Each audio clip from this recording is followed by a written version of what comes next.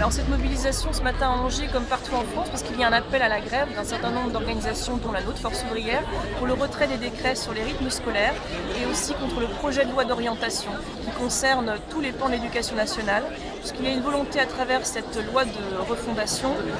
d'orientation, cette nouvelle loi d'orientation, de territorialiser l'éducation nationale, de casser l'école de la République en transférant des charges de l'éducation nationale vers les collectivités territoriales. Par exemple, des pans entiers comme l'orientation scolaire, il est prévu qu'elle soit régionalisée, les lycées professionnels passent aux régions, et dans mon secteur, donc chez les instituteurs, les rythmes scolaires, donne la possibilité, donne un pouvoir certain aux mairies, aux communes, d'ailleurs les maires n'en veulent pas de ce pouvoir, de faire des activités péréducatives, qui ont pour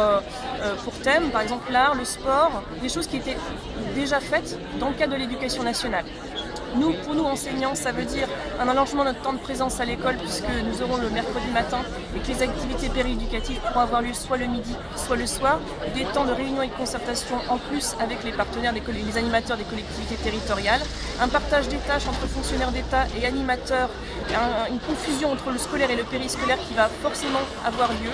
et puis forcément aussi un impact sur la fatigue des élèves. On dit que c'est pour le bien-être des élèves cette réforme. Nous pensons que c'est un prétexte et que c'est bien une réforme qui est faite dans le contexte d'austérité pour satisfaire des besoins de compensation des déficits,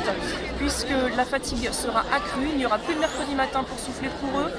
Dans tous les départements où ça a eu lieu le jeudi midi, les élèves n'y étaient plus. Et en tant que parents d'élèves, en tant que citoyens, on peut se poser la question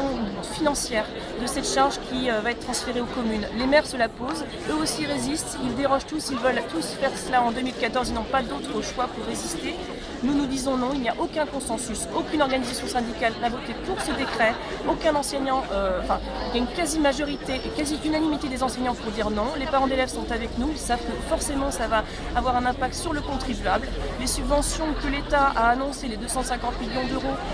il se trouve que ce sont des subventions qui sont déjà données aux municipalités mais qui seront rebaptisées. On sait que les charges seront bien au-delà de ces 250 millions, des 50 euros par enfant, et les maires ne comptent pas faire payer plus les citoyens, plus le contribuable. Le contribuable ne le souhaite pas non plus.